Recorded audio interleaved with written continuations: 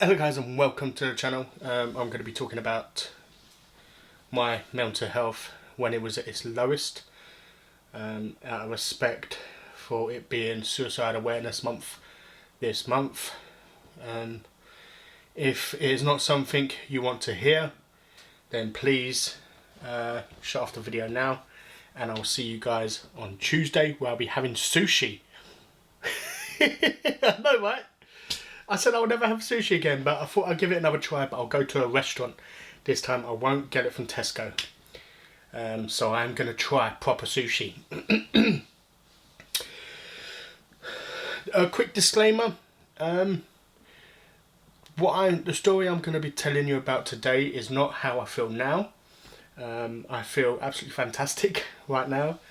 I feel amazing, which makes me feel better about being able to tell you this story. And also, if you think I'm here for sympathy, I'm not. The only reason why I'm sharing this story in detail is because it is Suicide Awareness Month, and I want to bring attention to the fact that, you know, there's always hope and stuff. So yeah, I'm going to be speaking about stuff in this video that family don't even know as well. Today I'm drinking coconut water, and yes, this is the jumper I was wearing when I went out with my mum and got my sister's coffee all over me, and was trying to chase down my mum to embarrass her. This is the this is the jumper. Right, I can't wait to get started. I am hungry.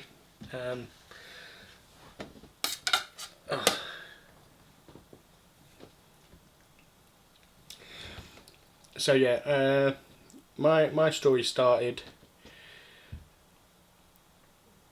once upon a time. It's hard to know where to start. It really is. I was suffering really bad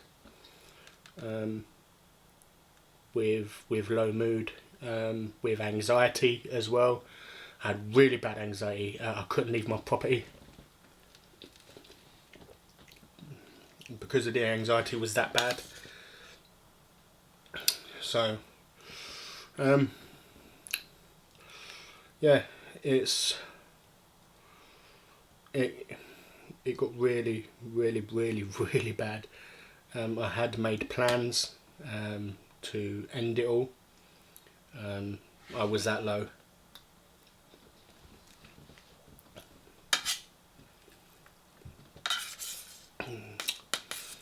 I'd even gone as far as to write goodbye letters to family. I'd said my goodbyes in a letter. Reason why I didn't want to call them and say it is because I didn't want to be stopped. So I thought I'd put it down in a letter and hoped that they would have forgiven me. I still actually have those letters on my laptop. Not so in case I want to. I don't need to write out another letter. That's never happening. You know, I'm in a fantastic place right now, and I'm never going to be back to where I was before.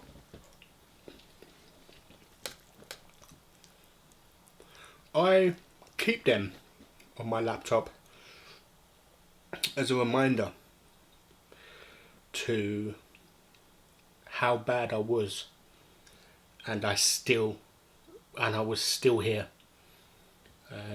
So it's more like a reminder for me than anything else. None of my family even know I have letters like that on my laptop. You know, but yeah, it did get really bad. And if it wasn't for my mum, who told me if I didn't go and speak to the GP, then she will drive all the way down here on a day off and take me. And I was already feeling like crap. So the last thing I wanted to do was feel like I've wasted my mum's day off coming all the way down to me just to take me to a doctor's appointment.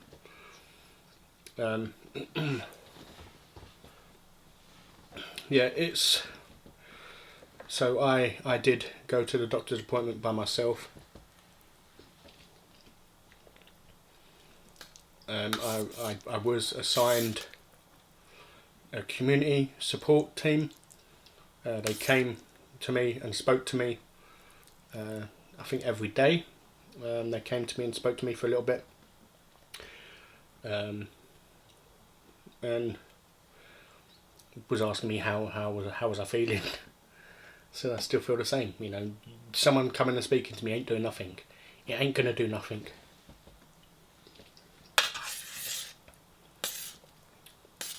And then by the end of the week, they did suggest to me that I go stay in the hospital for a little while. I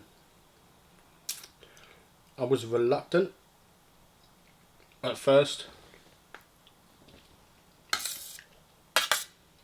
but then I thought, you know, what's the worst that can happen? You know, if hospital don't work, I can still come home and do what I plan to do.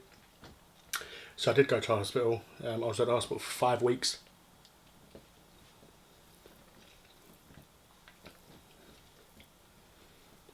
Hospital was difficult. Really, really difficult. Really, really difficult. Because you think you make friends there. You think you make a connection with people who are going through the same as you there.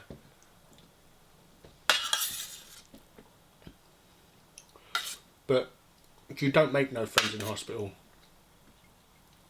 You know, so don't if you do end up in hospital, don't feel like people are there are going to be your friends forever. I haven't spoke to anyone. I messaged a couple of people after when we left. No one reached out to me at all. Potentially there is some decent people in there, so you know, you might luck out and meet some decent people there. You know,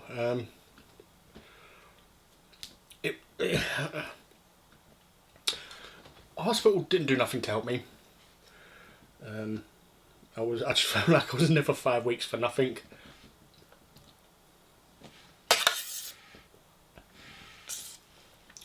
You know, I would occasionally, maybe once a week, speak to someone, and he'll say, "Oh, how are you doing? How are you feeling?" And that's it. I would not speak to anyone else again.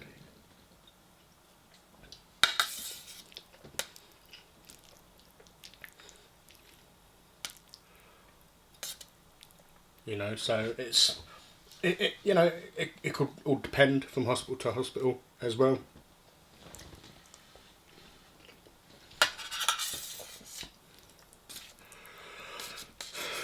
After I left hospital, I got put in some meetings with other people. I think it was like an outreach or something where I go there once a week or twice a week and have meetings.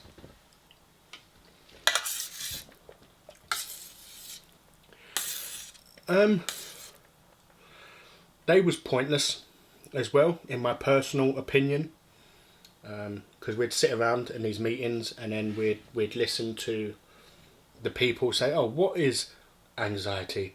What is depression? What is the..." You know, I feel like we know what it is. We have it.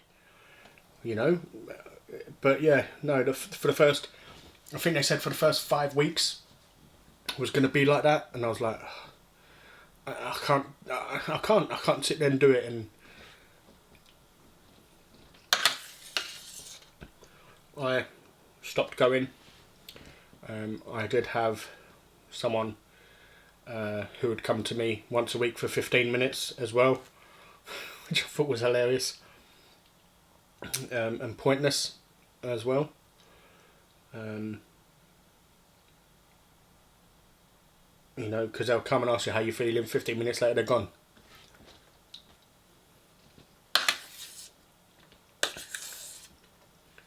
You know,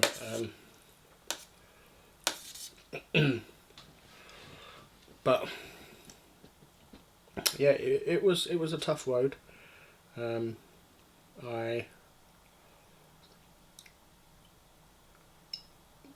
after I left hospital, I did have my low points still, you know, but what I did to start getting over it, it took me over a year to get to the point where I am now. You know, what I did do to start helping myself is I done something new. I've done something exciting, something to keep me occupied, something to take up my time. You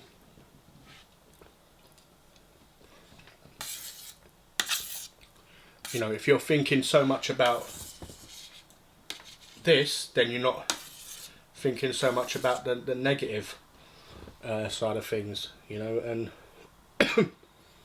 I started to make a YouTube channel because I used to watch mukbangs all the time. I was a fan of mukbangs before I started my channel.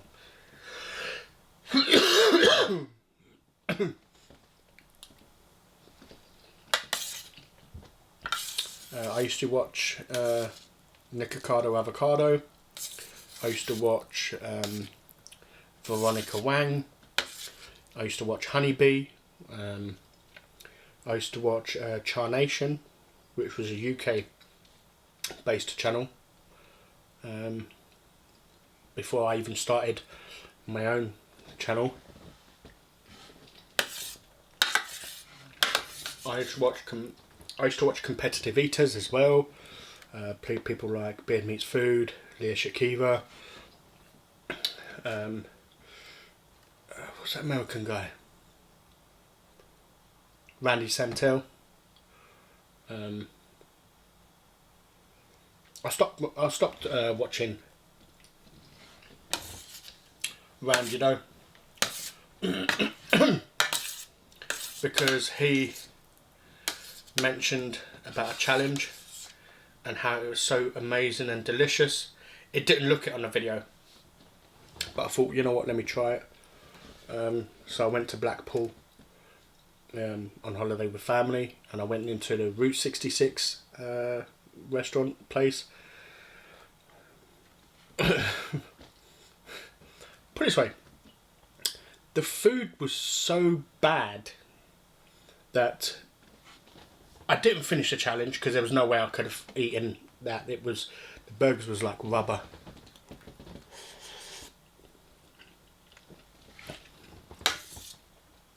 And my family didn't even want to eat there neither.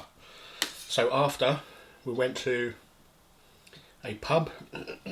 I think it was like a piratey type pub we went to after for my family to eat. And then I had the leftovers. I had everyone's leftovers because I was still hungry. The food was crap. You know, so I stopped watching him based on that. You know.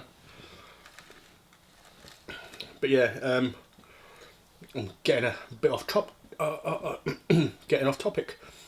Yeah, I decided the best way for me to help myself was to do something to occupy my mind, which is why I created a YouTube channel.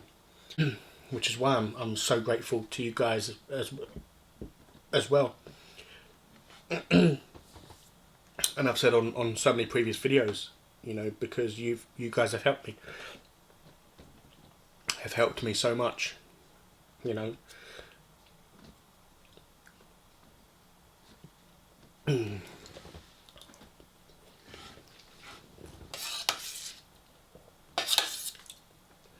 You know, if I look back to when I was at my lowest point, I was I was days away, literally days away from taking my own life. I had a plan set.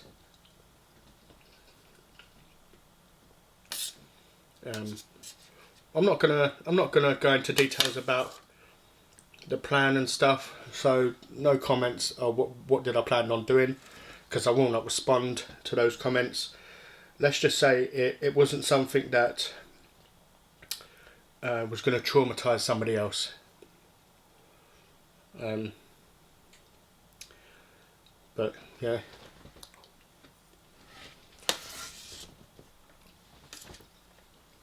You know, when I look back now and I see how far I've come, it's crazy. You know, if I would have put myself in my shoes back then, I wouldn't have even believed that I would be where I am now. In all honesty, I thought I'd have been worm food by now. You know, mental health is a serious issue, and it is something that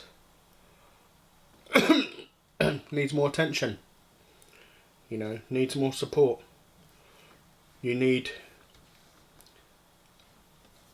support for the families as well.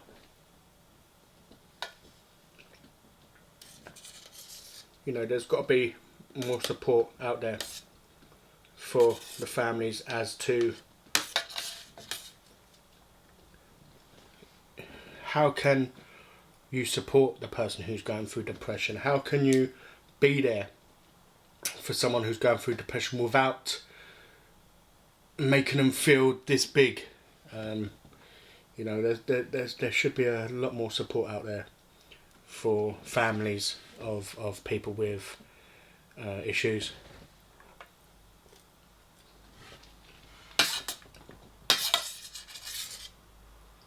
You know, it's crazy, you know. So if you're ever in that position and you think that there's no out for you, take it from me, there is. I thought like you. I thought there was going to be no end to my nightmare. I thought I was going to be stuck like this, and just I wanted the pain to stop. You know, I was in so much pain, like mental pain, emotional pain, and stuff. I'm not going to go into detail of what pushed me into how low I was.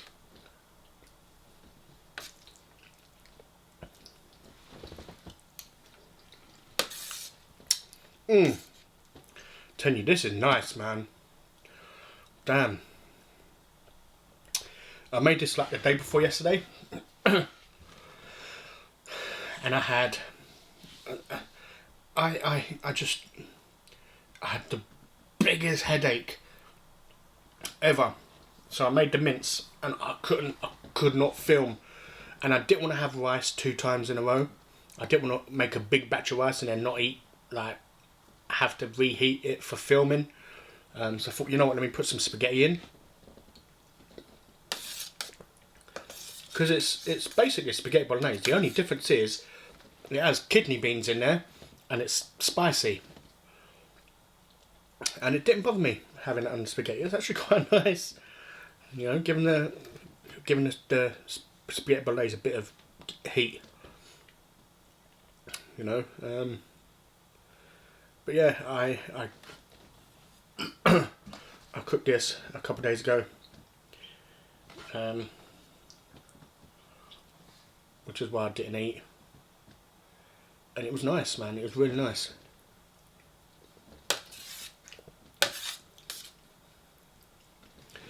You know, I also want to put this out there. If you ever feel really low and feel like there's no one you can speak to, you can reach out to me. You know, you can private message me on Instagram. I have Instagram. You know, I only really use Instagram for my thumbnails, so I can give people a sneak peek at a thumbnail a few hours, sometimes a day before.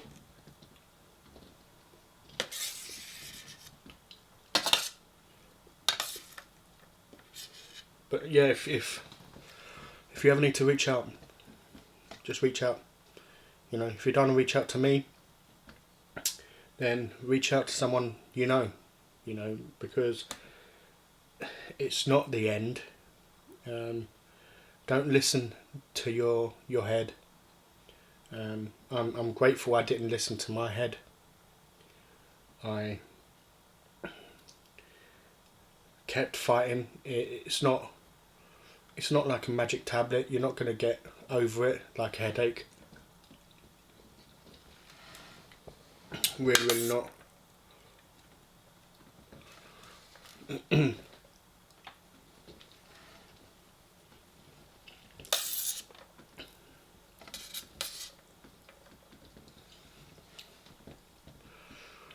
So I would say take things an hour at a time. You know, because it got to the point for me where I wouldn't even get out of bed. I would be in bed 24/7. I wouldn't even leave the bed.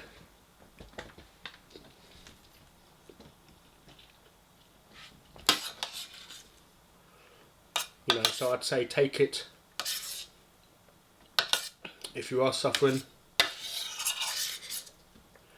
take things a day at an hour. Forget a day. Start small. Start with an hour. You know, do one thing in the hour.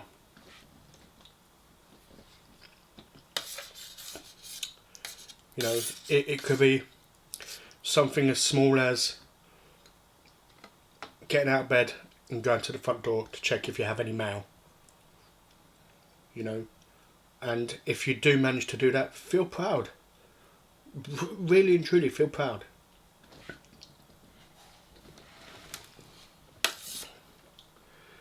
Because, especially for me, it would be like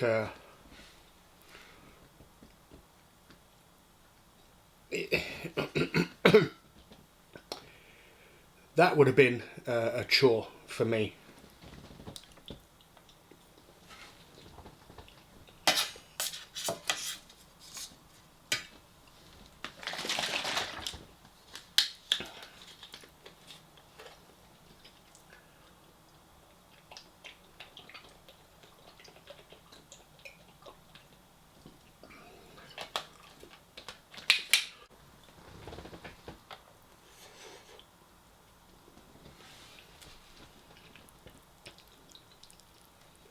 And it's not every hour you need to do something. You know, and then build up to stuff when you're really that low as well. You know, maybe it might be when you wake up and make your bed. That would be your chore for the entire day. You know, it's not that hard. It's one thing that'll take you 20 minutes, and you've still got 24 hours and 40 minutes in the rest of the day to just relax, you know, and then start building up to stuff. You know, maybe go make yourself a cup of coffee. Maybe go sit in the living room, even if it's only for 10 minutes.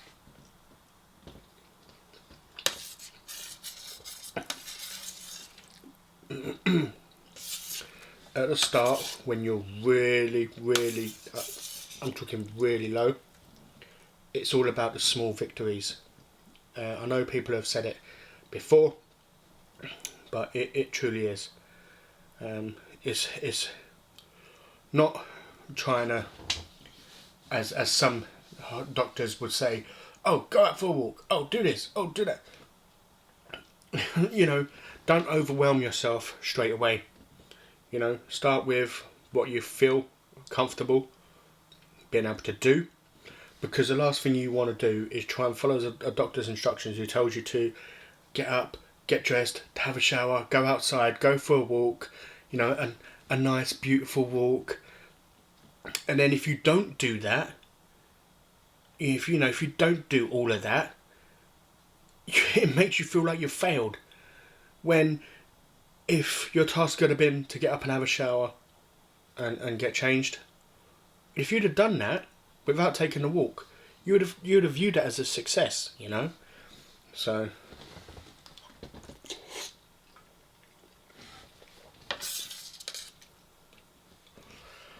I don't know. It's everyone is different as well. Everyone handles it different.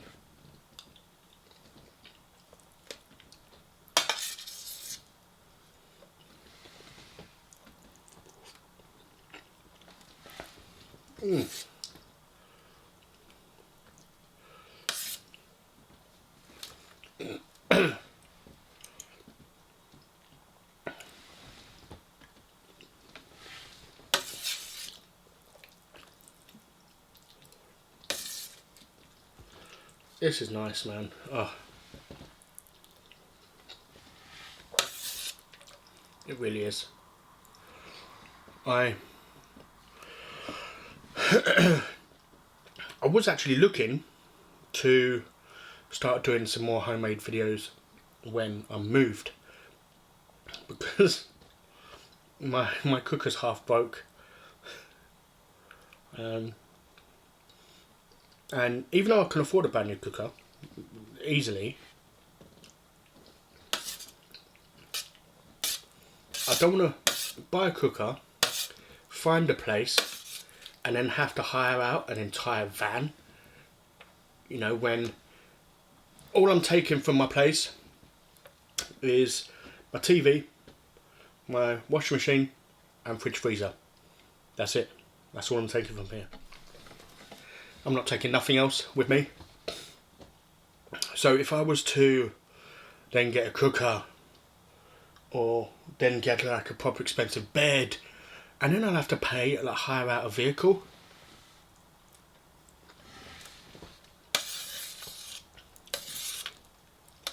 And it's also a case of, if I get a cooker, for example, it might not fit in the kitchen, because there might be an allocated spot in the kitchen for the cooker, and it might not fit. So yeah, I'm living with half a cooker at the moment, but now I've got the air fryer, I might start doing a few bits from home.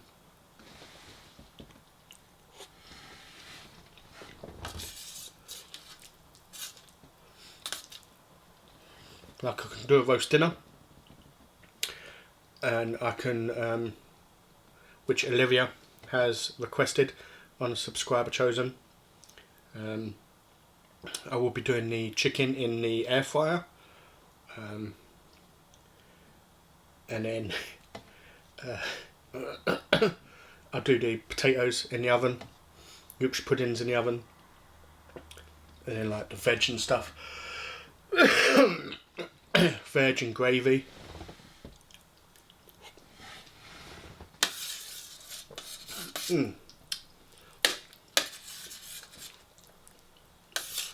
See, I like this type of kick, because I can feel it in the back of my throat, but it's not all I'm tasting. It's not like heat and nothing else.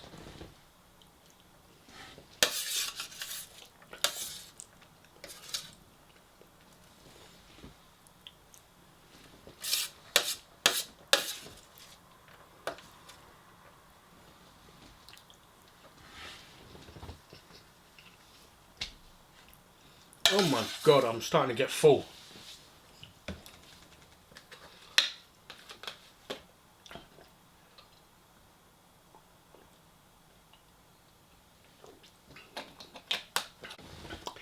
If this was a challenge, I would have won. I would have completed it. Because I wouldn't have stopped to speak to the camera. I'd have just been like, going ham until it was all gone. Oh. Damn. I knew it was a lot of ice.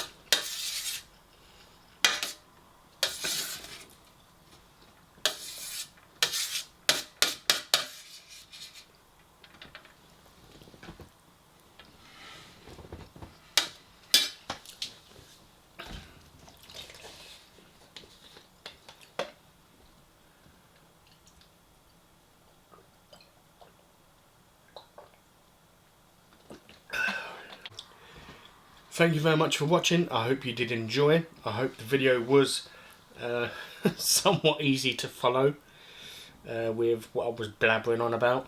I appreciate you sticking by, and I'll see you again Tuesday, where I'll be trying proper sushi, not from Tesco.